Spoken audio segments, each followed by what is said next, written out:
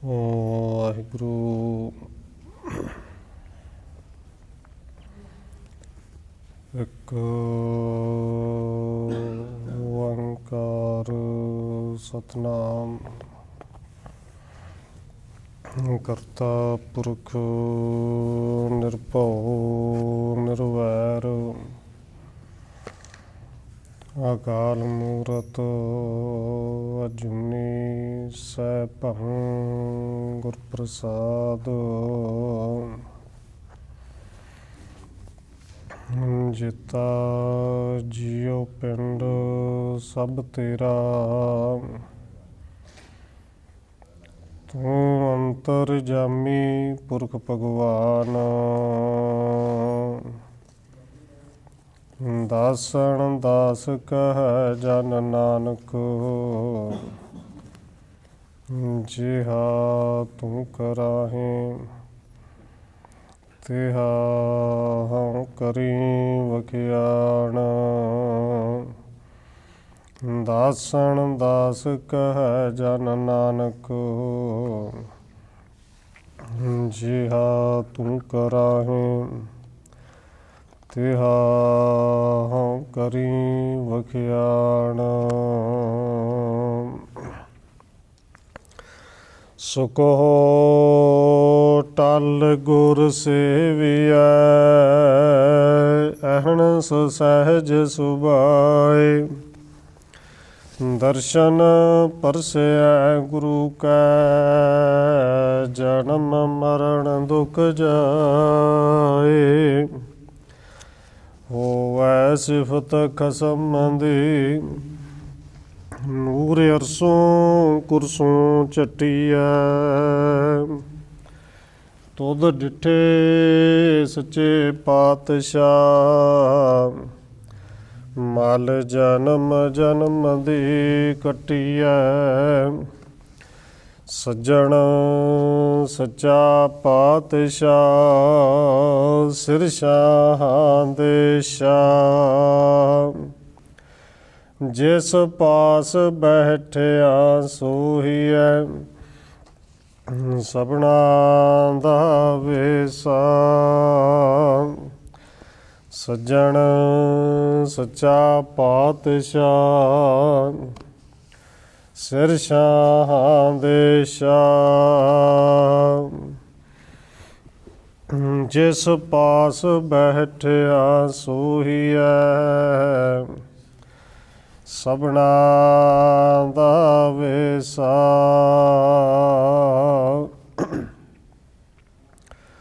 ਸਤਿਨਾਮ ਸ੍ਰੀ ਵਾਹਿਗੁਰੂ ਸਾਹਿਬ ਜੀ।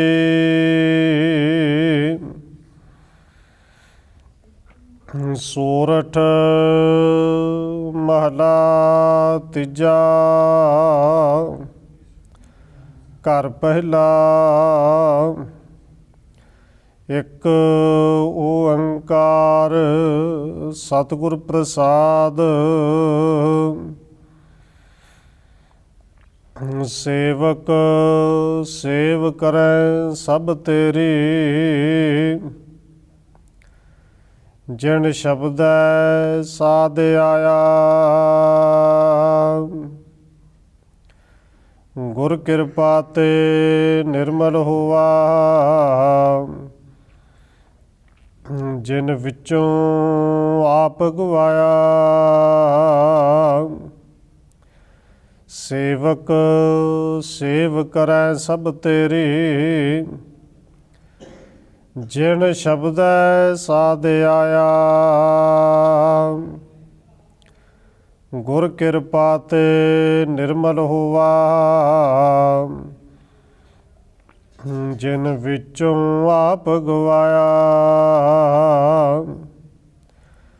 ਅਨ ਦਿਨ ਗੁਣ ਗਾਵਹਿ ਨਿਤ ਸਾਚੇ, ਗੁਰ ਕੈ ਸ਼ਬਦ ਸੁਹਾਇਆ। ਮੇਰੇ ਠਾਕੁਰ ਹਮ ਬਾਰਿਕ ਸ਼ਰਨ ਤੁਮਾਰੀ, ਏਕੋ ਸੱਚਾ ਸੱਚ ਤੂੰ। ਕੇਵਲ ਆਪ ਮੁਰਾਰੀ ਰਹਾਉ। ਜਾਗਤ ਰਹੇ ਤਿਨਿ ਪ੍ਰਭ ਪਾਇਆ ਸ਼ਬਦੇ ਹੂੰ ਮੈਂ ਮਾਰੀ। ਗਿਰਹਿ ਮਹਿ ਸਦਾ ਹਰ ਜਨ ਉਦਾਸੀ ਗਿਆਨ ਤਤ ਵਿਚਾਰੀ। ਸਤਿਗੁਰ ਸੇਵ ਸਦਾ ਸੁਖ ਪਾਇਆ ਹਰ ਰਾਖਿਆ ਉਰ ਧਾਰੀ। ਇਹ ਮਨੁਆ ਦਹਿ ਸਤਾਵੰਦਾ ਦੂਜੇ ਭਾਏ ਖੁਆਇਆ। ਮਨ ਮੁਖ ਭੁਗਤ ਹਰ ਨਾਮ ਨ ਚਿਤੈ ਬਿਰਥਾ ਜਨਮ ਗਵਾਇਆ। ਸਤਿਗੁਰ ਭੇਟੇ ਤਾ ਨਾਉ ਪਾਏ ਹਉਮੈ ਮੋਹ ਚੁਕਾਇਆ। ਹਰ ਜਨ ਸਾਚੇ ਸਾਚ ਕਮਾਵੈ ਗੁਰ ਕੈ ਸ਼ਬਦ ਵਿਚਾਰੀ। ਆਪੇ ਮੇਲ ਲਏ ਪ੍ਰਭ ਸਾਚੈ ਸਾਚ ਰਖਿਆ ਉਰ ਧਾਰੀ। ਨਾਨਕ ਨਾਮੁ ਗਤ ਮਤ ਪਾਈ ਏਹਾ ਰਾਸ ਹਮਾਰੀ। ਆਪੇ ਮੇਲ ਲਏ ਪ੍ਰਭ ਸਾਚੈ ਸਾਚ ਰਖਿਆ ਉਰ ਧਾਰੀ। ਨਾਨਕ ਨਾਮੁ ਗਤ ਮਤ ਪਾਈ ਏਹਾ ਰਾਸ ਹਮਾਰੀ। ਵਾਹਿਗੁਰੂ ਜੀ ਕਾ ਖਾਲਸਾ ਵਾਹਿਗੁਰੂ ਜੀ ਕੀ ਫਤਿਹ। ਪਰਮ ਸਨਮਾਨਯੋਗ ਸਤਿਗੁਰੂ ਚਵਰ ਛਤਰ ਤਖਤ ਦੇ ਮਾਲਕ ਹਾਜ਼ਰਾ ਹਜੂਰ ਜਾਹਰਾ ਜਹੂਰ ਸ਼ਬਦ ਗੁਰੂ ਜੁਗੋਂ ਜੁਗ ਅਟਲ ਸਤਿਗੁਰੂ ਧੰਨ ਸ਼੍ਰੀ ਗੁਰੂ ਗ੍ਰੰਥ ਸਾਹਿਬ ਮਹਾਰਾਜ ਸੱਚੇ ਪਾਤਸ਼ਾਹ ਜੀ ਦੀ ਪਾਵਨ ਪਵਿੱਤਰ ਹਜ਼ੂਰੀ ਅੰਦਰ ਜੁੜ ਬੈਠੇ ਸਤਸੰਗੀ ਜਨੋ ਆਪ ਜੀ ਵੱਡੇ ਭਾਗਾਂ ਵਾਲੇ ਹੋ ਜੋ ਸਤਿਕਾਰਯੋਗ ਪੂਜਨੀਕ ਧੰਨ ਮਾਤਾ ਰਾਜ ਕੌਰ ਜੀ ਦੇ ਪਾਵਨ ਸਥਾਨ ਗੁਰਦੁਆਰਾ ਮੰਜੀ ਸਾਹਿਬ ਵਿਖੇ ਅੰਮ੍ਰਿਤ ਵੇਲੇ ਦੇ ਦੀਵਾਨਾਂ ਦੀਆਂ ਹਾਜ਼ਰੀਆਂ ਭਰ ਰਹੇ ਹੋ। ਨਿਤਨੇਮ ਦੀਆਂ ਬਾਣੀਆਂ ਤੋਂ ਉਪਰੰਤ ਆਸਾ ਕੀ ਵਾਰ ਸ਼ਬਦ ਕੀਰਤਨ ਦੇ ਨਾਲ ਆਪ ਜੀ ਸਾਂਝ ਪਾ ਰਹੇ ਸੋ। ਆਓ ਰੋਜ਼ਾਨਾ ਦੀ ਤਰ੍ਹਾਂ ਸਤਿਗੁਰੂ ਜੀ ਦੇ ਬਖਸ਼ਿਸ਼ ਕੀਤੇ ਹੋਏ ਪਾਵਨ ਹੁਕਮ ਦੇ ਵਿਚਾਰ ਅਤੇ ਅੱਜ ਸਤਿਗੁਰੂ ਧੰਨ ਗੁਰੂ ਹਰਿ ਰਾਏ ਸਾਹਿਬ ਜੀ ਸੱਚੇ ਪਾਤਸ਼ਾਹ ਜੀ ਦਾ ਜੋਤੀ ਜੋਤ ਦਿਵਸ ਹੈ। 8ਵੇਂ ਪਾਤਸ਼ਾਹ ਬਾਲਾ ਪ੍ਰੀਤਮ ਗੁਰੂ ਹਰਕ੍ਰਿਸ਼ਨ ਸਾਹਿਬ ਜੀ ਦਾ ਗੁਰਤਾ ਗੱਦੀ ਦਿਵਸ ਹੈ। ਤੋ ਸਤਿਗੁਰੂ ਜੀ ਦੇ ਨਾਲ ਮਹਾਨ ਗੁਰਪੁਰਬਾਂ ਦੇ ਸੰਬੰਧ ਵਿੱਚ ਕੁਝ ਕੁ ਵਿਚਾਰ ਆਪ ਜੀ ਨਾਲ ਸਾਂਝੀਆਂ ਕਰਨੀਆਂ ਨੇ। ਆਓ ਵਿਚਾਰ ਆਰੰਭਣ ਤੋਂ ਪਹਿਲਾਂ ਸੀਸ ਬਖਸ਼ਦੇ ਹੋਇਆ ਹਾਜ਼ਰੀ ਲਵਾਓ ਸਾਰੇ ਆਖੋ ਜੀ ਵਾਹਿਗੁਰੂ ਜੀ ਕਾ ਖਾਲਸਾ ਵਾਹਿਗੁਰੂ ਜੀ ਕੀ ਫਤਿਹ। ਸੋਰਠ ਮਹਲਾ ਤੀਜਾ ਘਰ ਪਹਿਲਾ ਇੱਕ ਓੰਕਾਰ ਸਤਿਗੁਰ ਪ੍ਰਸਾਦ। ਸੋਰਠ ਰਾਗ ਦੇ ਵਿੱਚ ਤੀਸਰੇ ਪਾਤਸ਼ਾਹ ਸਤਿਗੁਰੂ ਧੰਨ ਗੁਰੂ ਅਮਰਦਾਸ ਮਹਾਰਾਜ ਜੀ ਦੇ ਪਾਵਨ ਭਜਨ 599 ਔਰ 600 ਅੰਗ ਦੇ ਉੱਤੇ ਸਬਾਇਮਾਨ ਨੇ। ਘਰ ਪਹਿਲੇ ਦੇ ਵਿੱਚ ਪਾਵਨ ਸ਼ਬਦ ਗਾਇਨ ਕੀਤਾ ਗਿਆ ਹੈ। ਸ਼ਬਦ ਦੀ ਪ੍ਰਾਰੰਭਤਾ ਤੋਂ ਪਹਿਲਾਂ ਉਸ ਪਰਿਪੂਰਨ ਪਰਮਾਤਮਾ ਦਾ ਮੰਗਲਾਚਰਨ ਹੈ ਕਿ ਜਿਹੜਾ ਪਰਿਪੂਰਨ ਪਰਮਾਤਮਾ ਇੱਕ ਹੈ, ਜਿਹੜਾ ਸਰਬ ਵਿਆਪੀ ਹੈ, ਜਿਹੜਾ ਅਦੁੱਤੀ ਹੈ, ਐਸਾ ਪਰਮੇਸ਼ਰ ਸਤਿਗੁਰ ਪ੍ਰਸਾਦ ਗੁਰੂ ਦੀ ਕਿਰਪਾ ਦੇ ਨਾਲ ਮਿਲਦਾ ਹੈ। ਔਰ ਅੱਜ ਦੇ ਇਸ ਪਾਵਨ ਸ਼ਬਦ ਦੇ ਵਿੱਚ ਧੰਨ ਗੁਰੂ ਅਮਰਦਾਸ ਸੱਚੇ ਪਾਤਸ਼ਾਹ ਜੀ ਨੇ ਉਸੇ ਕਿਰਪਾ ਦੀ ਗੱਲ ਕੀਤੀ ਹੈ ਕਿ ਇੱਕ ਤੇ ਸੇਵਕ ਹੋ ਕੇ ਸੇਵਾ ਕਰੇ, ਨਿਸ਼ਕਾਮ ਹੋ ਕੇ ਸੇਵਾ ਕਰੇ।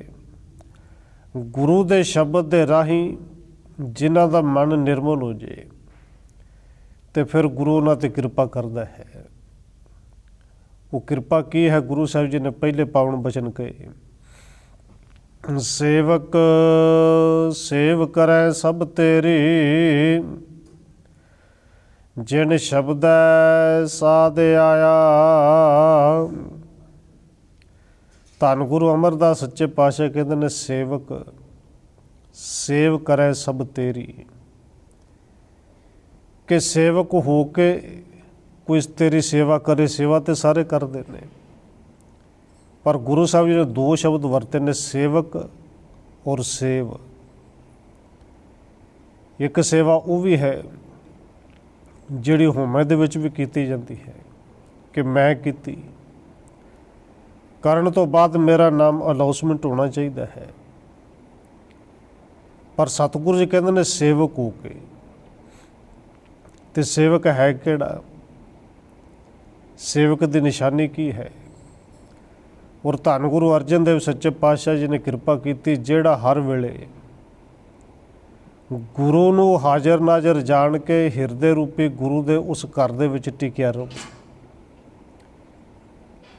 ਕਿ ਗੁਰੂ ਨੂੰ ਹਾਜ਼ਰ ਨਾਜ਼ਰ ਜਾਣ ਕੇ ਜਿਨੇ ਗੁਰੂ ਦੀ ਸੇਵਾ ਕੀਤੀ, ਗੁਰ ਕੇ ਗ੍ਰਹਿ ਸੇਵਕ ਜੋ ਰਹੇ। ਔਰ ਗੁਰੂ ਦੇ ਗ੍ਰਹਿ ਰਹਿਣ ਦਾ ਭਾਵ ਹੈ ਕਿ ਅੰਦਰੋਂ ਗੁਰੂ ਦੇ ਨਾਲ ਜੁੜਿਆ ਰਹੇ। ਗੁਰ ਕੇ ਗ੍ਰਹਿ ਸੇਵਕ ਜੋ ਰਹੇ, ਗੁਰ ਕੀ ਆਗਿਆ ਮਨ ਮੈਂ ਸਹੈ। ਸੇਵਕ ਸੇਵ ਕਰੇ ਸਭ ਤੇਰੀ, ਬਸ ਸੇਵਕ ਹੋ ਕੇ ਗੁਰੂ ਦੀ ਆਗਿਆ ਨੂੰ ਮੰਨ ਲਵੇ। ਸਹਿਣ ਤੋਂ ਭਾਵ ਕਿ ਮੰਨ ਲਵੇ,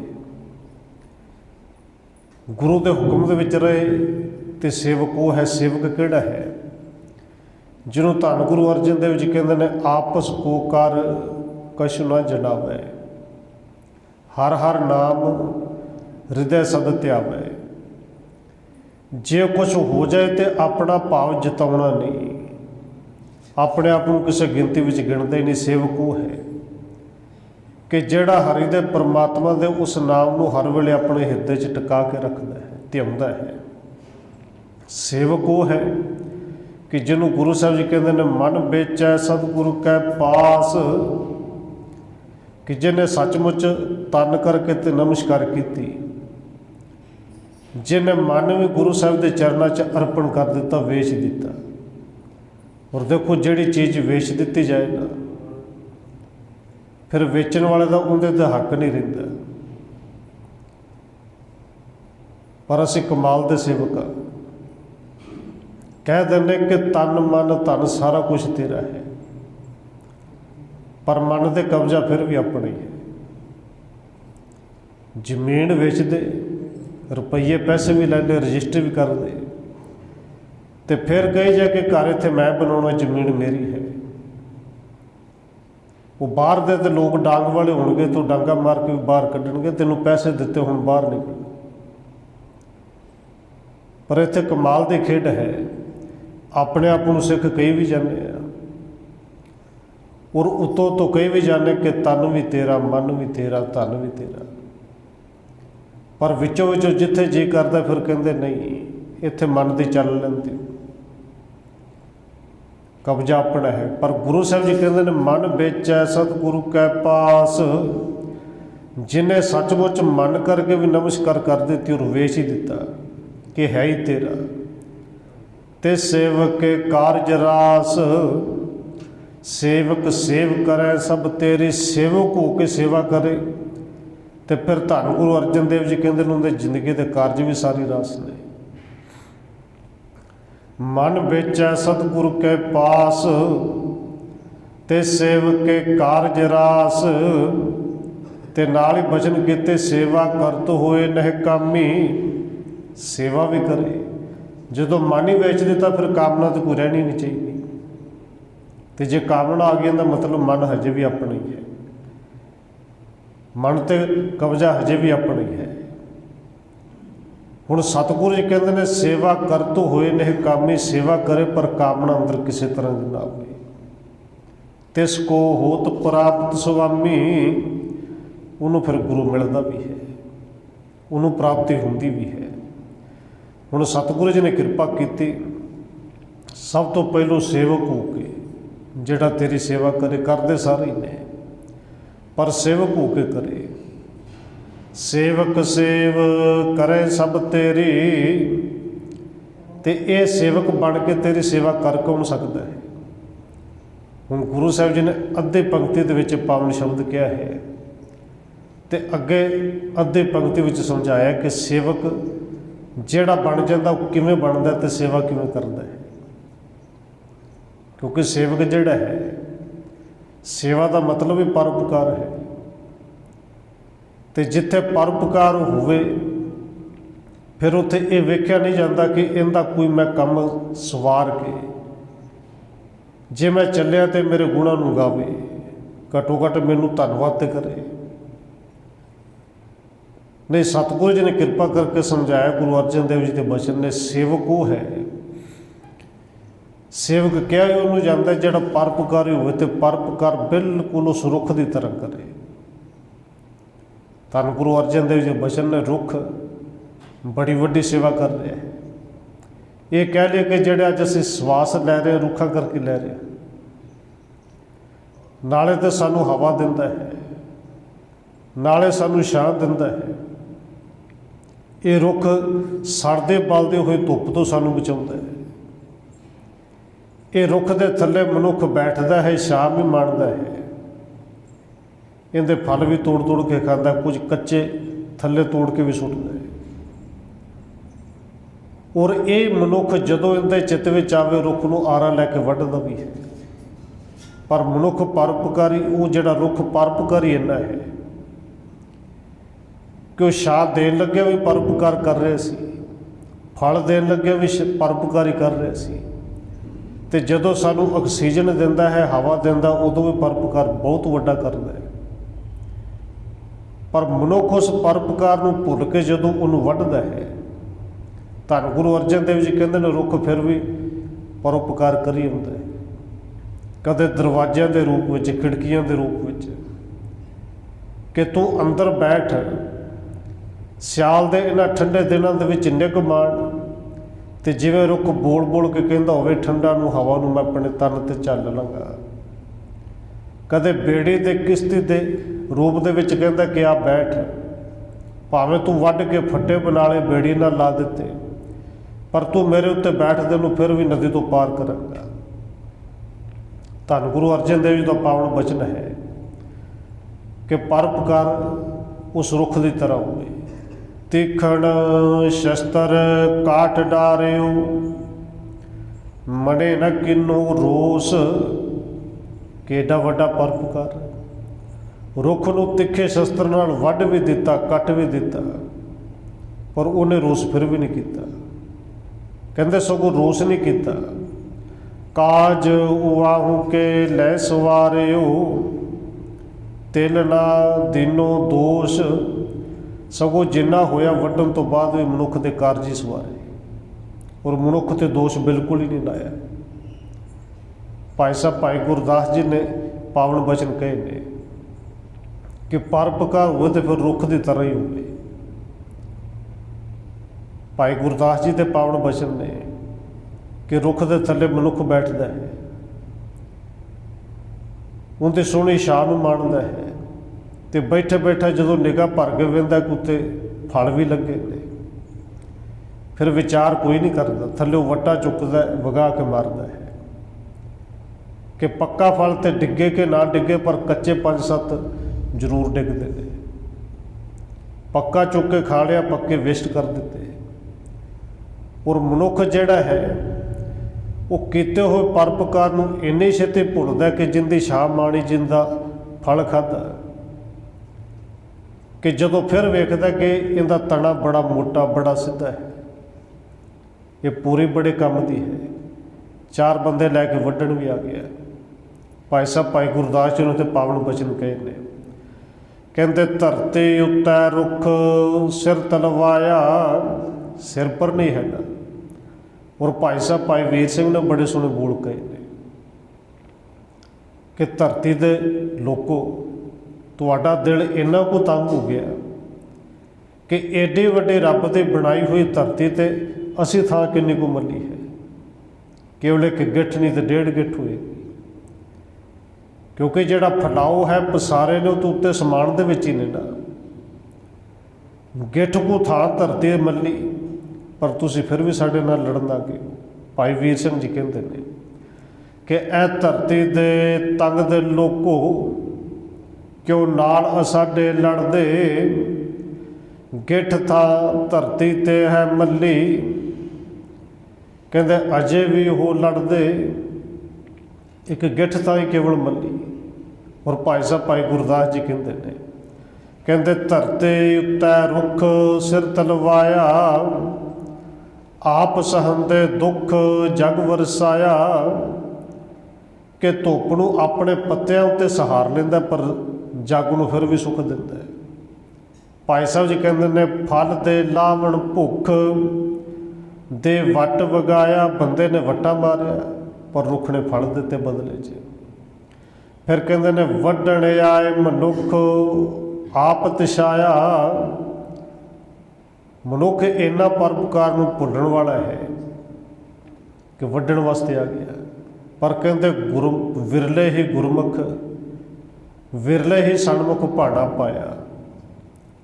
ਕੋਈ ਵਿਰਲਾ ਹੀ ਹੈ ਜਿਹੜਾ ਗੁਰੂ ਦੇ ਸਨਮੁਖ ਹੋ ਕੇ ਉਸ ਰੱਬ ਦੇ ਇਸ ਕੁਦਰਤ ਦੇ ਇਹ ਦਿੱਤਿਆ ਹੋਇਆ ਦਾ ਆਨੰਦ ਵੀ ਮਾਣੇ ਤੇ ਪਰਉਪਕਾਰ ਨੂੰ ਜਾਣੇ। ਹੁਣ ਸਤਿਗੁਰੂ ਜੀ ਨੇ ਕਿਰਪਾ ਕੀਤੀ, ਸੇਵਕ ਕਿਹੜਾ ਹੈ ਕਿ ਜਿਹੜਾ ਓਤ ਪੋਤ ਸੇਵਕ ਸੰਗ ਰਾਤਾ, ਤਾਣੇ ਪੇਠੇ ਦੀ ਤਰ੍ਹਾਂ ਆਪਣੇ ਗੁਰੂ ਆਪਣੇ ਪਰਮੇਸ਼ਰ ਦੇ ਨਾਲ ਹੀ ਸਮਾਜੇ। ਇਵੇਂ ਦਾ ਸੇਵਕ ਹੋ ਕੇ ਜੇ ਕੋਈ ਸੇਵਾ ਕਰੇ ਤੇ ਸਤਿਗੁਰੂ ਜੀ ਕਹਿੰਦੇ ਨੇ ਫਿਰ ਉਹ ਪਰਮੇਸ਼ਰ ਦਾ ਵੀ ਸੁਭਾਅ ਹੈ ਕਿ ਐਸੇ ਸੇਵਕ ਦੇ ਉਹ ਪ੍ਰਤਪਾਲਣਾ ਵੀ ਕਰਦਾ ਹੈ, ਹੱਥ ਦੇ ਕੇ ਰੱਖਦਾ ਵੀ ਹੈ। ਜਿਹਨੂੰ ਗੁਰੂ ਸਾਹਿਬ ਜੀ ਕਹਿੰਦੇ ਨੇ ਪ੍ਰਭ ਪ੍ਰਤਪਾਲੈ ਸੇਵਕ ਸੁਖ ਦਾਤਾ, ਉਹ ਸੇਵਕਾਂ ਦਾ ਸੁੱਖਾਂ ਦਾ ਦਾਤਾ ਹੈ। ਸੇਵਕ ਕੋ ਬਣੇ ਤੇ ਸਹੀ। ਹੁਣ ਕਹਿੰਦੇ ਜਿਹੜਾ ਸੇਵਕ ਬਣ ਕੇ ਸੇਵਾ ਕਰਦਾ ਫਿਰ ਉਹਨੂੰ ਮਿਲਦਾ ਕੀ ਹੈ? ਸੇਵਕ ਬਣਦਾ ਕੌਣ ਹੈ? ਜਿਨ ਸ਼ਬਦੈ ਸਾਧ ਆਇਆ, ਸੇਵਕ ਬਾਣੀ ਹੋ ਸਕਦਾ ਹੈ ਜਿਨ੍ਹਾਂ ਨੂੰ ਗੁਰੂ ਦੇ ਸ਼ਬਦ ਦਾ ਸਵਾਦ ਆ ਗਿਆ, ਆਨੰਦ ਆ ਗਿਆ। ਔਰ ਦੇਖੋ ਗੁਰੂ ਦੇ ਸ਼ਬਦ ਦਾ ਸਵਾਦ ਅਸਲ ਵਿੱਚ ਸਾਨੂੰ ਆਇਆ ਨਹੀਂ, ਜਿਨ੍ਹਾਂ ਨੂੰ ਆਇਆ ਹੈ ਉਹ ਬਹੁਤ ਵਿਰਲੇ ਨੇ, ਬਹੁਤ ਥੋੜ੍ਹੇ ਨੇ। ਜਿਹਨੂੰ ਸਤਿਗੁਰੂ ਜੀ ਕਹਿੰਦੇ ਨੇ ਹੈਨ ਵਿਰਲੇ, ਨਾ ਹੀ ਘੜੇ ਫੈਲ ਫੱਕੜ ਸੰਸਾਰ। ਕਿਉਂਕਿ ਸਾਡੇ ਵਰਗੇ ਬਹੁਤੇ ਐਸੇ ਨੇ ਕਿ ਜਿਹੜੇ ਕੇਵਲ ਕੁਰਲੀਆਂ ਕਰਨ ਵਾਲੇ ਨੇ। ਦੇਖੋ ਪਾਣੀ ਦੀ ਪਿਆਸ ਲੱਗੀ ਹੋਵੇ, ਪਾਣੀ ਬੰਦਾ ਮੂੰਹ 'ਚ ਵੀ ਪਾ ਲੇ ਔਰ ਕੁਰਲੇ ਕਰਕੇ ਉਹਨੂੰ ਫਿਰ ਬਾਹਰ ਸੁੱਟੇ ਜਾਏ ਤੇ ਪਿਆਸ ਤਾਂ ਨਹੀਂ ਨਾ ਮਰਨੀ, ਪਿਆਸ ਤਾਂ ਨਹੀਂ ਬੁਝਣੀ। ਔਰ ਸਤਿਗੁਰੂ ਜੀ ਦੇ ਬਾਣੀ ਬਿਲਕੁਲ ਇਸੇ ਤਰ੍ਹਾਂ ਪੜ੍ਹੀ ਵੀ ਜਾਏ, ਸੁਣੀ ਵੀ ਜਾਏ, ਅੰਦਰ ਲੈ ਕੇ ਨਾ ਜਾਏ, ਉਹਨੂੰ ਵਿਚਾਰੇ ਨਾ, ਵਿਚਾਰ ਕੇ ਜੀਵਨ ਵਿੱਚ ਲੈ ਕੇ ਨਾ ਆਵੇ, ਤੇ ਫਿਰ ਤਾਂ ਕੁਰਲੀਆਂ ਕਰਨ ਵਾਲਾ ਹਿਸਾਬ ਹੈ ਨਾ ਜੀ। ਹੁਣ ਸਤਿਗੁਰੂ ਜੀ ਕਿਰਪਾ ਕਰਦੇ ਨੇ, ਸਵਾਦ ਕਿਵੇਂ ਹੁੰਦਾ ਜੀ? ਜਦੋਂ ਸ਼ਬਦ ਦਾ ਸਵਾਦ ਆ ਜੇ, ਅੰਦਰ ਦਾ ਜੀਵਨ ਬਦਲਦਾ ਕਿਵੇਂ ਹੈ? ਤੇ ਸਤਿਗੁਰੂ ਜੀ ਨੇ ਪਾਵਨ ਬਚਨ ਕਹੇ ਕਿ ਇਹ ਜੀਵਨ ਜਿਹੜਾ ਮਨੁੱਖ ਦਾ ਇੱਕ ਕੱਚ ਦੀ ਤਰ੍ਹਾਂ ਸੀ, ਟੁੱਟੇ ਹੋਏ ਬੇਕਾਰ ਜੇ ਕੱਚ ਦੀ ਤਰ੍ਹਾਂ। ਜਦੋਂ ਗੁਰੂ ਦੇ ਸ਼ਬਦ ਦਾ ਸਵਾਦ ਆਇਆ, ਗੁਰੂ ਦੇ ਸ਼ਬਦ ਨੂੰ ਸੁਣਿਆ, ਇਹ ਜੀਵਨ ਸੋਨੇ ਵਰਗਾ ਬਣ ਗਿਆ। ਜਿਹੜੇ ਪਾਵਨ ਬਚਨ ਆਪਾਂ ਪੜ੍ਹਦੇ ਕਿ ਕੱਚੋ ਕੰਚਨ ਭਇਓ, ਕੱਚ ਤੋਂ ਸੋਨਾ ਬਣ ਗਿਆ। ਕਦੋਂ? ਸ਼ਬਦ ਗੁਰ ਸਰਵਣੈ ਸੁਣਿਓ, ਸ਼ਬਦੈ ਸਾਧ ਆਇਓ। ਜਦੋਂ ਸੱਚਮੁੱਚ ਧਿਆਨ ਨਾਲ ਕੰਨਾਂ ਦੇ ਨਾਲ ਸੁਣ ਲਿਆ, ਇਹ ਕੱਚ ਤੋਂ ਸੋਨਾ ਬਣ ਗਿਆ। ਲੋਹ ਹੋਇਓ ਲਾਲ ਨਦਰ ਸਤਿਗੁਰੂ ਜਦ ਧਾਰੈ, ਕਹਿੰਦੇ ਇਹ ਲੋਹੇ ਤੋਂ ਕੀਮਤੀ ਲਾਲ ਵਰਗਾ ਬਣ ਗਿਆ। ਤੇ ਲੋਹਾ ਆਪਾਂ ਜਾਣਦੇ, ਦੇਖੋ ਜ਼ਿਮੀਂਦਾਰਾਂ ਦਾ ਆਮ ਹੀ ਜਿਹੜੇ ਸੰਗਲ ਨੇ ਉਹ ਬਾਹਰ ਸੁਹਾਗੇ ਨਾਲ ਵੀ ਪਏ ਰਹਿੰਦੇ ਸਨ। ਸੰਗਲ ਕਈ ਵਾਰੀ ਬਾਹਰਲੇ ਪਾਸੇ ਪੈਲੀਆਂ ਦੇ ਵਿੱਚ ਜਾਂ ਸੜਕ ਦੇ ਉੱਤੇ ਆਮ ਲੋਕੀ ਮੱਝਾਂ ਬੰਨ੍ਹ ਹੁੰਦੇ ਸਨ। ਮੱਝਾਂ ਖੋਲ੍ਹ ਲੈਣੀਆਂ, ਸੰਗਲ ਉੱਥੇ ਹੀ ਰਹਿਣੀ ਕਿ ਸ਼ਾਮ ਨੂੰ ਲੈ ਜਾਵਾਂਗੇ, ਕੋਈ ਚੁੱਕਦਾ ਵੀ ਨਹੀਂ ਸੀ, ਸਮਾਂ ਵੀ ਪੜਨਾ ਸੀ। ਔਰ ਇਸ ਕਰਕੇ ਕਿ ਲੋਹੇ ਦੀ ਉਨੀ ਕੀਮਤ ਨਹੀਂ, ਪਰ ਸੋਨਾ ਕਿਤੇ ਤੋਲਾ ਵੀ ਹੋਵੇ, ਅੱਧਾ ਤੋਲਾ ਕੀ ਮਾਸਾ ਵੀ ਹੋਵੇ, ਉਹਨੂੰ 3-3 ਤਾਲਿਆਂ ਵਿੱਚ ਰੱਖਿਆ ਜਾਂਦਾ ਹੈ। ਉਹ ਬਾਹਰ ਤਾਂ ਨਹੀਂ ਨਾ ਰੱਖਿਆ ਜਾਂਦਾ ਕਿ ਬਾਅਦ ਵਿੱਚ ਲੈ ਜਾਂਦੇ, ਕਿਉਂਕਿ ਕੀਮਤੀ ਹੈ। ਇਹ ਜੀਵਨ ਜਿਹਦੀ ਕੋਈ ਕੀਮਤ ਨਹੀਂ ਸੀ, ਲੋਹੇ ਦੀ ਤਰ੍ਹਾਂ ਸੀ, ਉਹ ਵੀ ਸੜੇ ਹੋਏ ਲੋਹੇ ਦੀ ਤਰ੍ਹਾਂ। ਗੁਰੂ ਨੇ ਕਿਰਪਾ ਕੀਤੀ, ਸ਼ਬਦ ਦਾ ਸਵਾਦ ਆਇਆ, ਸ਼ਬਦ ਨੂੰ ਸੁਣਿਆ, ਇਹ ਕੀਮਤੀ ਲਾਲ ਦੀ ਤਰ੍ਹਾਂ ਬਣ ਗਿਆ। ਕਹਿੰਦੇ ਜਿਨ ਸ਼ਬਦ ਐਸਾ ਦੇ ਆਇਆ, ਜਿਨ੍ਹਾਂ ਨੂੰ ਸ਼ਬਦ ਦਾ ਸਵਾਦ ਆ ਗਿਆ ਤੇ ਉਹਨਾਂ ਦਾ ਜੀਵਨ ਕੈਸਾ ਬਣਿਆ। ਗੁਰ ਕਿਰਪਾ ਤੇ ਨਿਰਮਲ ਹੋਵਾ, ਜਿਨ ਵਿੱਚੋਂ ਆਪ ਗਵਾਇਆ। ਗੁਰੂ ਦੇ ਕਿਰਪਾ ਦੇ ਨਾਲ ਉਹਨਾਂ ਦਾ ਜੀਵਨ ਅੰਦਰੋਂ ਨਿਰਮਲ ਹੋ ਗਿਆ। ਹੁਣ ਨਿਰਮਲ ਕਿਵੇਂ ਹੋ ਗਿਆ, ਸ਼ਬਦ ਦਾ ਸਵਾਦ ਕਿਵੇਂ ਆਏ। ਧੰਨ ਗੁਰੂ ਹਰਿਰਾਏ ਸਾਹਿਬ ਸੱਚੇ ਪਾਤਸ਼ਾਹ ਜੀ ਦਾ ਅੱਜ ਜੋਤੀ ਜੋਤ ਦਿਵਸ ਹੈ। ਸਤਿਗੁਰੂ ਜੀ ਨੇ ਸਵਾਲ ਕੀਤਾ ਸੀ, ਧੰਨ ਗੁਰੂ ਹਰਿਰਾਏ ਸਾਹਿਬ ਜੀ, ਇਹ ਆਪ ਜੀ ਜਾਣਦੇ ਹੋ ਕਿ 6ਵੇਂ ਪਾਤਸ਼ਾਹ ਗੁਰੂ ਹਰਗੋਬਿੰਦ ਸਾਹਿਬ ਜੀ ਦੇ ਪੋਤੇ ਨੇ, ਬਾਬਾ ਗੁਰਦਿੱਤਾ ਜੀ ਦੇ ਸਪੁੱਤਰ ਸਨ। ਹਰਿਰਾਏ ਸਾਹਿਬ ਜੀ ਛੋਟਿਆਂ ਹੁੰਦੇ ਮਨ ਅੰਦਰ ਨਿਰਮਲ ਇੰਨਾ ਸੀ ਕਿ ਇੱਕ ਵਾਰੀ ਸੈਰ ਕਰਨ ਜਾਂਦੇ ਨੇ ਦਾਦੇ ਦੇ ਨਾਲ, 6ਵੇਂ ਪਾਤਸ਼ਾਹ ਜੀ ਦੇ ਨਾਲ, ਕਿ ਇੱਕ ਫੁੱਲ ਜਿਹੜਾ ਹੈ ਉਹ ਚੋਲੇ ਦੇ ਪੱਲੇ ਨਾਲ ਅੜ ਕੇ ਟੁੱਟ ਗਿਆ। ਔਰ ਹਰਿਰਾਏ ਸਾਹਿਬ ਜੀ ਫੁੱਲ ਦੇ ਕੋਲ ਹੀ ਬੈਠ ਗਏ। ਜਦੋਂ 6ਵੇਂ ਪਾਤਸ਼ਾਹ ਜੀ ਨੇ ਆ ਕੇ ਦੇਖਿਆ, ਹੌਸਲਾ ਵੀ ਦਿੱਤਾ ਤੇ ਨਾਲ ਇੱਕ ਬੜੀ ਵੱਡੀ ਰਮਜ਼ ਵੀ ਦੱਸੀ ਕਿ ਬੇਟਾ ਜੇ ਚੋਲੇ ਵੱਡੇ ਪਾਉਣੇ ਹੋਣ ਨਾ ਤੇ ਫਿਰ ਉਹਨਾਂ ਨੂੰ ਸੰਕੋਚ ਕੇ ਰੱਖੀਦਾ ਹੈ। ਔਰ ਦੇਖੋ ਉਹ ਚੋਲਾ ਕੇਵਲ ਕੱਪੜੇ ਦਾ ਨਹੀਂ ਸੀ ਜਿਹੜਾ ਗੁਰੂ ਹਰਗੋਬਿੰਦ ਸਾਹਿਬ ਜੀ ਨੇ ਕਿਹਾ, ਸਮਝਾਇਆ ਇਹ ਸੀ ਕਿ ਗੁਰੂ ਨਾਨਕ ਸਾਹਿਬ ਜੀ ਦੀ ਜੋਤ ਦਾ ਬੜਾ ਵੱਡਾ ਚੋਲਾ ਹਜੇ ਪਾਉਣਾ ਤੁਸੀਂ। ਔਰ ਉਸ ਦਿਨ ਤੋਂ ਗੁਰੂ ਹਰਿਰਾਏ ਸਾਹਿਬ ਜੀ ਆਪਣੇ ਚੋਲੇ ਨੂੰ ਜਦੋਂ ਵੀ ਬਾਹਰ ਜਾਣਾ ਹੱਥਾਂ ਦੇ ਵਿੱਚ ਫੜ ਲੈਂਦੇ ਹੁੰਦੇ ਸਨ, ਸੰਕੋਚ ਕੇ ਰੱਖਦੇ ਸਨ। ਔਰ ਮਨ ਇੰਨਾ ਕੁ ਨਿਰਮਲ ਸੀ। 7ਵੇਂ ਪਾਤਸ਼ਾਹ ਜੀ ਨੇ ਪੂਰੇ ਸਿੱਖਾਂ ਨੇ ਪੁੱਛਿਆ ਕਿ ਬਾਣੀ ਅਸੀਂ ਪੜ੍ਹਦੇ ਵੀ ਹਾਂ, ਕਈ ਵਾਰੀ ਅਰਥਾਂ ਦੇ ਵਿਚਾਰ ਕਰ ਵੀ ਲਈਦੀ, ਬਹੁਤੇ ਅਰਥਾਂ ਦੀ ਸਾਨੂੰ ਸਮਝ ਵੀ ਨਹੀਂ ਲੱਗਦੀ। ਤੇ ਜੇ ਅਰਥਾਂ ਦੀ ਸਮਝ ਨਾ ਲੱਗੇ, ਕਿਉਂਕਿ ਵਿਚਾਰ ਤੇ ਕਰਨੀ ਚਾਹੀਦੀ ਹੈ, ਪਰ ਜੇ ਅਰਥਾਂ ਦੀ ਸਮਝ ਨਾ ਲੱਗੇ, ਵਿਚਾਰ ਨਾ ਕਰ ਸਕੀਏ, ਔਰ ਅੱਜ ਤੇ ਸਿੱਧਾ ਕਿਹਾ ਜਾਂਦਾ ਕਿ ਪੜ੍ਹਨ ਦਾ ਲਾਭ ਵੀ ਕੋਈ ਨਹੀਂ। ਪਰ ਧੰਨ ਗੁਰੂ ਹਰਿਰਾਏ ਸਾਹਿਬ ਜੀ ਨੇ ਸਵਾਲ ਪੁੱਛਿਆ ਸੀ ਕਿ ਸਤਿਗੁਰੂ ਜੀ ਫਿਰ ਕੀ ਕਰੀਏ, ਉਹਦਾ ਫਿਰ ਵੀ ਕੋਈ ਲਾਭ ਹੁੰਦਾ ਹੈ। ਤੇ ਧੰਨ ਗੁਰੂ ਹਰਿਰਾਏ ਸਾਹਿਬ ਜੀ ਉਦੋਂ ਚੁੱਪ ਰਹੇ ਕਿ ਸਿੱਖੋ ਆਓ ਚੱਲੀਏ ਬਾਹਰ ਸੈਰ ਕਰਕੇ, ਉਹਨੇ ਤੁਹਾਨੂੰ ਜਵਾਬ ਦਿਆਂਗੇ। ਜਦੋਂ ਬਾਹਰ ਜਾਂਦੇ ਨੇ, ਇੱਕ ਰਾਹ ਦੇ ਵਿੱਚ ਟਿੱਕਰੀਆਂ ਪਈਆਂ ਨੇ, ਚਮਕ ਰਹੀਆਂ ਨੇ। ਧੰਨ ਗੁਰੂ ਹਰਿਰਾਏ ਸਾਹਿਬ ਜੀ ਨੇ ਘੋੜਾ ਰੋਕਿਆ ਤੇ ਉਹ ਜਿਹੜੇ ਸਿੱਖਾਂ ਨੇ ਸਵਾਲ ਕੀਤਾ, ਕਹਿੰਦੇ ਭਾਈ ਇਹ ਟਿੱਕਰੀ ਦੇਖੋ, ਟਿੱਕਰੀ ਆਪ ਜੀ ਜਾਣਦੇ ਹੋ ਮਟਕਾ ਟੁੱਟਿਆ ਹੋਇਆ, ਇਹ ਚਮਕ ਰਿਹਾ ਜਿਹੜਾ ਇਹ ਹੈ ਕੀ। ਤੇ ਉੱਤਰ ਕੇ ਸਿੱਖਾਂ ਨੇ ਦੇਖਿਆ, ਸਤਿਗੁਰੂ ਜੀ ਮਟਕੇ ਦੀਆਂ ਟੁੱਟੀਆਂ ਹੋਈਆਂ ਠਿਕਰੀਆਂ ਨੇ, ਇਹ ਚਮਕਦੀਆਂ ਕਿਉਂ ਨੇ? ਕਿਉਂਕਿ ਇਹਦੇ ਵਿੱਚ ਘਿਓ ਪਾਇਆ ਹੋਣਾ ਕਿਸੇ ਨੇ, ਉਹ ਥਿੰਦਾ ਲੱਗਿਆ, ਮਟਕਾ ਟੁੱਟ ਗਿਆ, ਪਰ ਉਹ ਘਿਓ ਵਿੱਚੋਂ ਭਾਵੇਂ ਕਿਸੇ ਨੇ ਕੱਢ ਵੀ ਲਿਆ ਹੋਵੇ, ਥਿੰਦਾ ਹਜੇ ਵੀ ਹੈ। ਬਸ ਸਤਿਗੁਰੂ ਜੀ ਕਹਿੰਦੇ ਨੇ ਨਿਰਮਲ ਹੋਏ ਮਨ ਦੀ ਨਿਸ਼ਾਨੀ ਇਹੀ ਹੈ ਕਿ ਭਾਵੇਂ ਸਮਝ ਨਾ ਲੱਗੇ, ਥੋੜ੍ਹੀ ਲੱਗੇ, ਬਾਣੀ ਨਹੀਂ ਛੱਡਣੀ, ਬਾਣੀ ਪੜ੍ਹਨੀ ਹੈ। ਜਿਵੇਂ ਮਟਕੇ ਦੇ ਵਿੱਚ ਪਾਇਆ ਹੋਇਆ ਘਿਓ ਬੰਦਾ ਕੱਢ ਤੇ ਲੈਂਦਾ ਹੈ ਸਾਰਾ ਹੀ, पर उनका असर तो फिर भी इस मटके दे विच है ना, इन्हां ठिकरियां दे विच भी है, ये हजे भी चमक रही ने।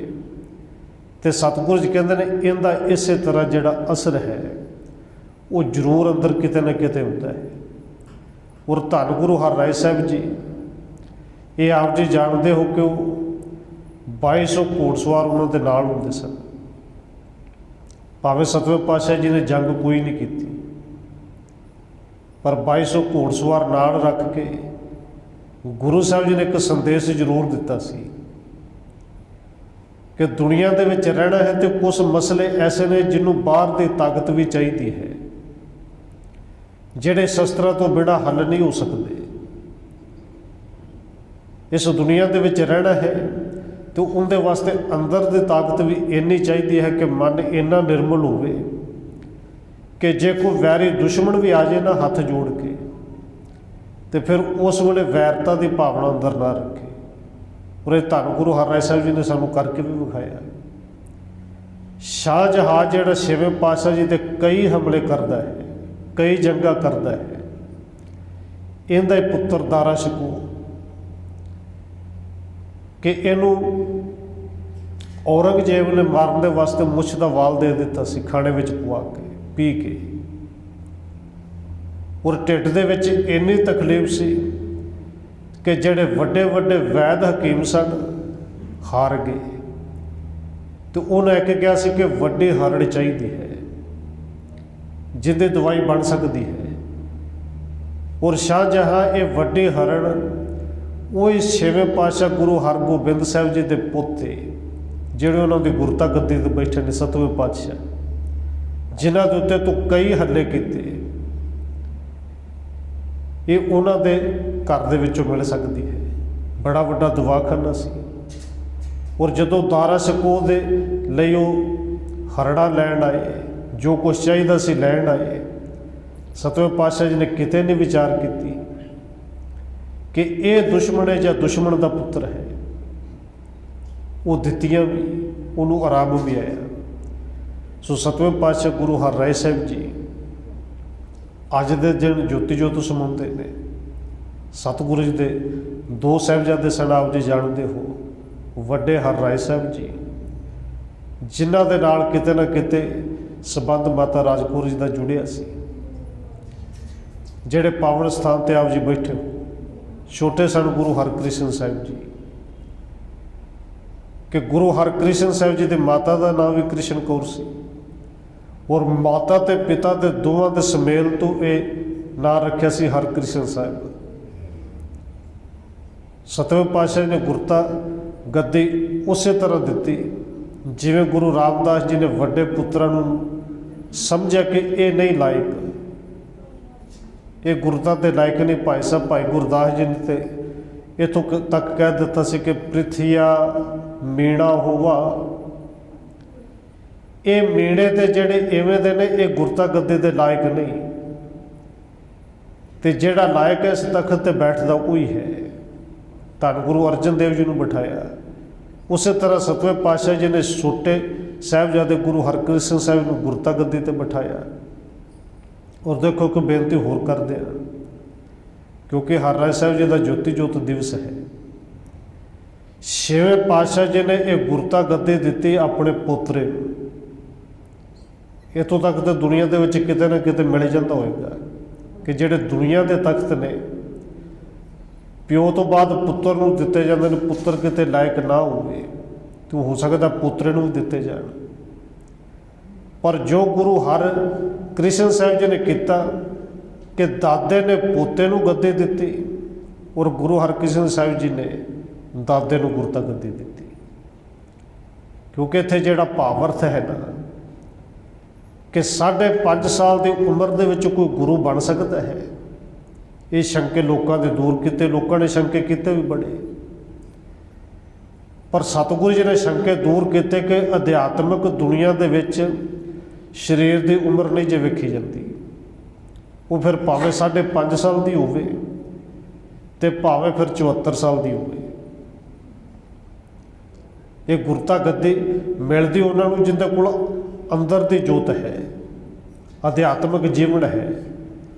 ਔਰ ਸਤਿਗੁਰੂ ਜੀ ਨੇ ਕਿਰਪਾ ਕੀਤੀ, ਗੁਰੂ ਹਰਕ੍ਰਿਸ਼ਨ ਸਾਹਿਬ ਜੀ ਨੂੰ ਅੱਜ ਦੇ ਦਿਨ ਗੁਰਤਾ ਗੱਦੀ ਦਿੱਤੀ। ਇਹ 2 ਹੀ ਦਿਵਸ ਨੇ ਅੱਜ, ਜੋਤੀ ਜੋਤ ਸਤਵੇਂ ਪਾਤਸ਼ਾਹ ਜੀ ਦਾ ਔਰ ਗੁਰਤਾ ਗੱਦੀ ਗੁਰੂ ਹਰਕ੍ਰਿਸ਼ਨ ਸਾਹਿਬ ਬਾਲਾ ਪ੍ਰੀਤਮ ਜੀ ਦਾ। ਸਤਿਗੁਰੂ ਜੀ ਕਿਰਪਾ ਕਰਨ ਦੋਵਾਂ ਗੁਰਪੁਰਬਾਂ ਦੀ ਆਪ ਸੰਗਤਾਂ ਨੂੰ ਵਧਾਈਆਂ। ਸਤਿਗੁਰੂ ਜੀ ਨੇ ਜਿਹੜਾ ਕਿਰਪਾ ਕੀਤੀ ਕਿ ਗੁਰੂ ਦੇ ਕਿਰਪਾ ਦੇ ਨਾਲ ਮਨ ਨਿਰਮਲ ਹੁੰਦਾ ਹੈ, ਔਰ ਇਹ ਸਤਵੇਂ ਪਾਤਸ਼ਾਹ ਜੀ ਨੇ ਸਾਨੂੰ ਸਮਝਾਇਆ। ਅੱਜ ਧੰਨ ਗੁਰੂ ਅਮਰਦਾਸ ਜੀ ਸਮਝਾ ਰਹੇ ਨੇ, ਗੁਰ ਕਿਰਪਾ ਤੇ ਨਿਰਮਲ ਹੋਵਾ। ਤੇ ਉਦੋਂ ਨਿਰਮਲ ਹੋਇਆ ਜਦੋਂ ਗੁਰੂ ਦੀ ਕਿਰਪਾ ਨਾਲ ਵਿੱਚੋਂ ਆਪ ਗਵਾਇਆ, ਆਪਣਾ ਭਾਵ ਗਵਾ ਦਿੱਤਾ। ਅਣ ਦਿਨ ਗੁਣ ਗਾਵੈ ਨਿਤ ਸਾਚੇ, ਗੁਰ ਕੈ ਸ਼ਬਦ ਸੁਹਾਇਆ। ਤੇ ਜਦੋਂ ਅੰਦਰ ਨਿਰਮਲ ਹੋ ਜੇ, ਫਿਰ ਅਣ ਦਿਨ ਹਰ ਰੋਜ਼ ਹਰ ਵੇਲੇ ਉਹ ਸੇਵਕ, ਉਹ ਗੁਰਸਿੱਖ ਉਸ ਪਰਿਪੂਰਨ ਪਰਮਾਤਮਾ ਦੇ ਗੁਣ ਗਾਉਂਦੇ ਨੇ। ਤੇ ਗਾਉਂਦੇ ਇਸ ਕਰਕੇ ਨੇ, ਗੁਰ ਕੈ ਸ਼ਬਦ ਸੁਹਾਇਆ, ਕਿਉਂਕਿ ਗੁਰੂ ਦੇ ਸ਼ਬਦ ਦੇ ਰਾਹੀਂ ਉਹਨਾਂ ਦਾ ਜੀਵਨ ਹੀ ਸੋਹਣਾ ਬਣ ਗਿਆ। ਮੇਰੇ ਠਾਕੁਰ ਹਮ ਬਾਰਕ ਸ਼ਰਨ ਤੁਮਾਰੇ। ਧੰਨ ਗੁਰੂ ਅਮਰਦਾਸ ਸੱਚੇ ਪਾਤਸ਼ਾਹ ਜੀ ਰਹਾਉ ਦੀਆਂ ਪੰਕਤੀਆਂ 'ਚ ਬਖਸ਼ਿਸ਼ ਕਰਦੇ ਨੇ, ਅਰਦਾਸ ਬੇਨਤੀ ਆਪ ਕਰਕੇ ਕਹਿ ਰਹੇ ਨੇ ਕਿ ਇਹ ਮੇਰੇ ਮਾਲਕ ਰੱਬ ਵਾਹਿਗੁਰੂ ਜੀ, ਅਸੀਂ ਸਾਰੇ ਜੀਵ ਤੇਰੇ ਹੀ ਬੱਚੇ ਹਾਂ ਔਰ ਤੇਰੀ ਸ਼ਰਨ ਵਿੱਚ ਹੈ। ਏਕੋ ਸੱਚਾ ਸੱਚ ਤੂੰ, ਕੇਵਲ ਆਪ ਮੁਰਾਰੀ। ਕੇਵਲ ਸਦਾ ਸਥਿਰ ਰਹਿਣ ਵਾਲਾ ਸੱਚਾ ਕੇਵਲ ਤੂੰ ਹੀ ਹੈ, ਕੇਵਲ ਤੇ ਕੇਵਲ ਇੱਕ ਤੂੰ ਹੈ। ਔਰ ਮੁਰਾਰੀ, ਮੁਰਾਰੀ ਦਾ ਅਰਥ ਹੁੰਦਾ ਮੁਰ ਕਹਿੰਦੇ ਨੇ ਰਾਖਸ਼, ਔਰ ਰਾਖਸ਼ ਕਹੀਏ ਰਾਖਸ਼ ਬਿਰਤੀ ਵਾਲੇ ਮਨੁੱਖ, ਜਿਹਨੂੰ ਸਤਿਗੁਰੂ ਜੀ ਦੇ ਪਾਵਨ ਬਚਨ ਇਹ ਵੀ ਕਹਿੰਦੇ ਨੇ ਕਿ ਜਿਨ ਮਾਨਸ ਤੇ ਦੇਵਤੇ ਕੀਏ, ਦੈਵੀ ਗੁਣ ਭਰ ਦਿੰਦੇ। ਉਹਨਾਂ ਰਾਖਸ਼ਾਂ ਦਾ ਨਾਸ਼ ਕਰਨ ਵਾਲੇ ਰੱਬ ਜੀ, ਪਰਮੇਸ਼ਰ ਜੀ, ਕੇਵਲ ਤੇ ਕੇਵਲ ਇੱਕ ਤੁਸੀਂ ਹੋ। ਰਹਾਉ ਜਾਗਤ ਰਹੇ ਤਿਨੀ ਪ੍ਰਭ ਪਾਇਆ, ਸ਼ਬਦੈ ਹੁਣ ਮੈਂ ਮਾਰੀ। ਸਤਿਗੁਰੂ ਜੀ ਅਗਲੇ ਪਦੇ 'ਚ ਬਖਸ਼ਿਸ਼ ਕਰਦੇ ਨੇ, ਜਿਨ੍ਹਾਂ ਨੇ ਸ਼ਬਦ ਦੇ ਰਾਹੀਂ ਅੰਦਰ ਦੀ ਹਉਮੈ ਨੂੰ ਮਾਰ ਲਿਆ, ਔਰ ਹਉਮੈ ਦੇ ਅੰਦਰ ਦੀ ਹਉਮੈ ਨੂੰ ਮਾਰ ਕੇ ਜਿਹੜੇ ਜਾਗ ਪਏ, ਸੁਚੇਤ ਹੋ ਗਏ। ਔਰ ਜਾਗਣ ਦਾ ਅਰਥ ਕੇਵਲ ਇਹ ਨਹੀਂ ਕਿ ਸਰੀਰ ਕਰਕੇ ਉੱਠ ਕੇ ਬੈਠ ਗਏ, ਜਿਹੜੇ ਅੰਦਰੋਂ ਸੁਚੇਤ ਹੋ ਗਏ। ਜਾਗਤ ਰਹੇ ਤਿੰਨੇ ਪ੍ਰਭ ਪਾਇਆ, ਕੇਵਲ ਉਹਨਾਂ ਨੇ ਪਰਮੇਸ਼ਰ ਨੂੰ ਪਾਇਆ। ਔਰ ਧੰਨ ਗੁਰੂ ਨਾਨਕ ਦੇਵ ਸੱਚੇ ਪਾਤਸ਼ਾਹ ਜੀ ਨੇ ਇਸ ਤੋਂ ਅੱਗੇ ਵੀ ਕਿਰਪਾ ਕੀਤੀ ਹੈ। ਇੱਕ ਤੇ ਜਾਗਣਾ ਹੈ, ਧੰਨ ਗੁਰੂ ਰਾਮਦਾਸ ਜੀ ਦਾ ਸਾਨੂੰ ਹੁਕਮ ਹੈ ਕਿ ਗੁਰ ਸਤਿਗੁਰੂ ਕਾ ਜੋ ਸਿੱਖ ਖਾਏ ਸੋ ਭਲਕੇ ਉਠਾ ਹਰ ਨਾਮ ਤੇ ਆਵੇ। ਉਦਮ ਕਰੇ ਭਲਕੇ ਪ੍ਰਭਾਤੀ, ਇਹ ਉਦਮ ਤੇ ਕਰਨਾ ਹੀ ਹੈ, ਜਾਗਣਾ ਤੇ ਹੈ ਹੀ। ਪਰ ਜਾਗ ਕੇ ਧੰਨ ਗੁਰੂ ਨਾਨਕ ਸਾਹਿਬ ਜੀ ਕਹਿੰਦੇ ਨੇ ਕਿਤੇ ਦਾਵਾ ਨਾ ਕਰਕੇ ਬੈਠ ਜੀ ਕਿ ਇੰਨੇ ਸਾਲ ਹੋ ਗਏ ਜਾਗਦਿਆਂ ਨੂੰ, ਇੰਨੇ ਸਾਲ ਹੋ ਗਏ ਨਿਤਨੇਮ ਕਰਦਿਆਂ ਨੂੰ, ਹੁਣ ਤੇ ਮੈਨੂੰ ਮਿਲਣਾ ਹੀ ਚਾਹੀਦਾ ਹੈ।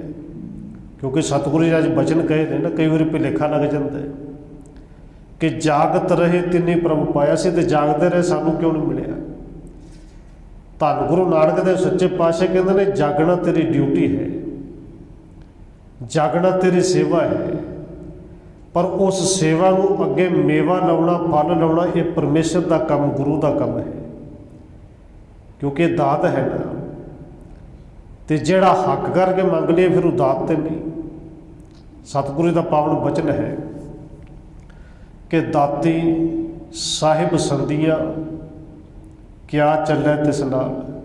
ਇਹ ਦਾਤਾਂ ਮਾਲਕ ਦੀਆਂ ਨੇ, ਤੇ ਫਿਰ ਮਾਲਕ ਅੱਗੇ ਕੋਈ ਜ਼ੋਰ ਥੋੜ੍ਹੀ ਚੱਲਦਾ ਕਿ ਮੈਨੂੰ ਇੰਨਾ ਸਮਾਂ ਹੋ ਗਿਆ ਜਾਗਦੇ ਨੂੰ ਦੇ। ਕਹਿੰਦੇ ਦਾਤੇ ਸਾਹਿਬ ਸੰਧੀਆਂ ਕਿਆ ਚੱਲੇ ਤਿਸ ਨਾਲ, ਇੱਕ ਜਗਨ ਦੇ ਨਾਲ ਹਨ। ਇੱਕ ਬਹੁਵਚਨ ਹੈ। ਕਈਆਂ ਨੂੰ 70 ਸਾਲ ਹੋ ਗਏ ਜਾਗਦੇ ਪਰ ਕੁਝ ਵੀ ਨਹੀਂ ਮਿਲਿਆ। ਇੱਕ ਜਗਨ ਦੇ ਨਾਲ ਹਨ, ਇੱਕ ਨਾ ਸੁੱਤਿਆਂ ਦੇ ਉਠਾ, ਕਿਉਂਕਿ ਉਹਦੀ ਦਾਤ ਹੈ ਨਾ। ਇੱਕੋ ਦਿਨ ਇੱਕੋ ਪਲ ਦੇ ਵਿੱਚ ਆਵਾਜ਼ ਮਾਰ ਕੇ ਦੇ ਦੇ ਕਿ ਉੱਠ ਪਈ ਫੜ। ਪਰ ਸਤਿਗੁਰੂ ਜੀ ਕਹਿੰਦੇ ਨੇ ਇਹ ਜਾਗਣਾ ਹੈ, ਇਹ ਉਦਮ ਕਰਨਾ ਹੈ। ਜਿਨ੍ਹਾਂ ਨੇ ਕੀਤਾ ਹੈ ਪਰਮੇਸ਼ਰ ਮਿਲਿਆ ਉਹਨਾਂ ਨੂੰ ਹੈ। ਸਤਿਗੁਰ ਜਾਗਤ ਰਹੇ ਤਿਨੇ ਪ੍ਰਭ ਪਾਇਆ, ਸ਼ਬਦੇ ਹੋ ਮੈਂ ਮਾਰੀ। ਗਿਰਹਿ ਮਹਿ ਸਦਾ ਹਰ ਜਨ ਉਦਾਸੀ, ਗਿਆਨ ਤਤ ਵਿਚਾਰੀ। ਸਤਿਗੁਰੂ ਜੀ ਕਹਿੰਦੇ ਨੇ ਜਿਹੜੇ ਜਾਗਦੇ ਨੇ ਨਾ, ਉਹ ਗ੍ਰਸਤ ਦੇ ਵਿੱਚ ਰਹਿ ਕੇ ਵੀ ਉਦਾਸੀ ਨੇ, ਬਿਰਕਤ ਨੇ, ਕਿਉਂਕਿ ਉਹ ਗਿਆਨ ਤਤ ਵਿਚਾਰੀ, ਤਤ ਦੇ ਉਹਨਾਂ ਨੇ ਵਿਚਾਰ ਕੀਤੀ। ਔਰ ਜਿਨ੍ਹਾਂ ਨੇ ਵਿਚਾਰ ਕੀਤੇ, ਭਾਵੇਂ ਉਹ ਗ੍ਰਹੀ ਨੇ ਤੇ ਭਾਵੇਂ ਉਦਾਸੀ ਨੇ, ਅਸਲ ਵਿੱਚ ਇਸ ਮੋਹ ਮਾਇਆ ਤੋਂ ਛੁੱਟੇ ਹੋਈ ਨੇ। ਨਹੀਂ ਤਾਂ ਬਹੁਤੇ ਵੇਖੇ ਗ੍ਰਸਤ ਛੱਡ ਕੇ ਭੱਜ ਗਏ ਕਿ ਰੱਬ ਮਿਲੇਗਾ, ਪਰ ਉਹ ਮੋਹ ਜਾ ਕੇ ਛੁੱਟਿਆ ਉੱਥੇ ਵੀ ਨਹੀਂ। ਸਤਿਗੁਰੂ ਜੀ ਕਹਿੰਦੇ ਨੇ ਭਾਵੇਂ ਗ੍ਰਸਤੀ ਹੋਵੇ ਭਾਵੇਂ ਉਦਾਸੀ ਹੋਵੇ, ਜਿਨ੍ਹਾਂ ਨੇ ਤੱਤ ਦੀ ਵਿਚਾਰ ਕੀਤੀ ਹੈ, ਸਾਈਂ ਦੇ ਦਰ ਤੇ ਉਹ ਪ੍ਰਵਾਨ ਹੈ। ਸਤਿਗੁਰ ਸੇਵ ਸਦਾ ਸੁਖ ਪਾਇਆ, ਹਰ ਰਾਖਿਆ ਉਰ ਧਾਰੀ। ਕਿਉਂਕਿ ਉਹਨਾਂ ਨੇ ਸਤਿਗੁਰੂ ਜੀ ਦੀ ਦੱਸੀ ਹੋਈ ਸੇਵਾ ਕਰਕੇ, ਸਿਮਰਨ ਕਰਕੇ ਸਦੀਵੀ ਸੁਖ ਪਾਇਆ ਹੈ।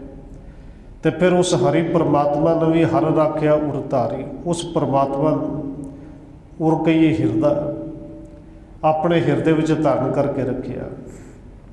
ਇਹ ਮਨੁਆ ਦਹਿ ਦਸ ਧਾਮ ਦਾ, ਦੂਜੇ ਭਾਏ ਖੁਆਇਆ।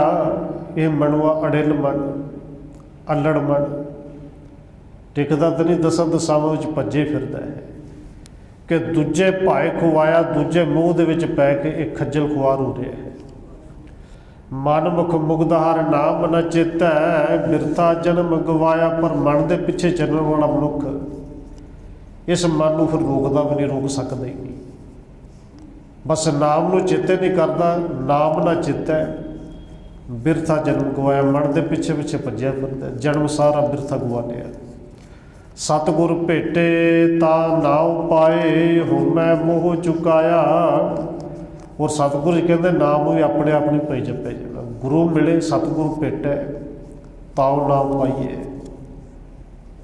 ਗੁਰੂ ਮਿਲੇ ਤਾਂ ਨਾਮ ਮਿਲਦਾ ਹੈ, ਸਤਿਗੁਰੂ ਭੇਟੇ ਤਾਂ ਨਾਉ ਪਾਏ।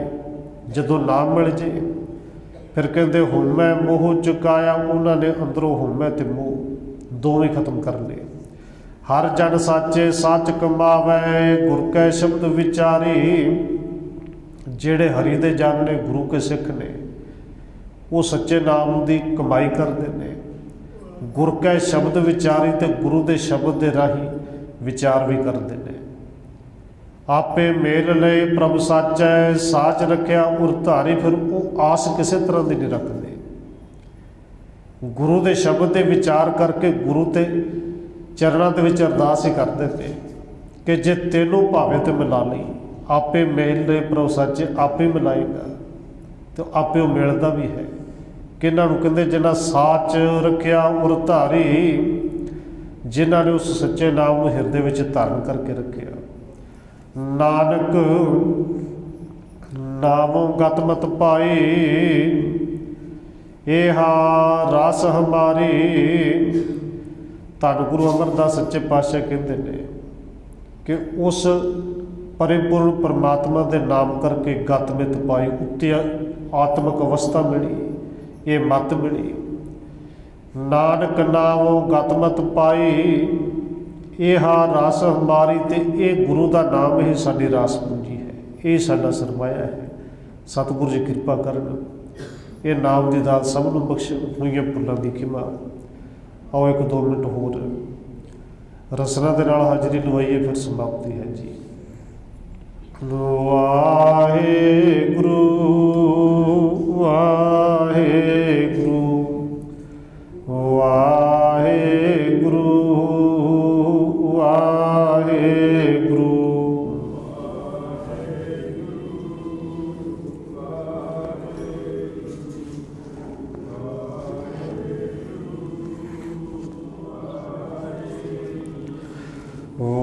ਵਾਹਿਗੁਰੂ ਵਾਹਿਗੁਰੂ ਵਾਹਿਗੁਰੂ ਵਾਹਿਗੁਰੂ।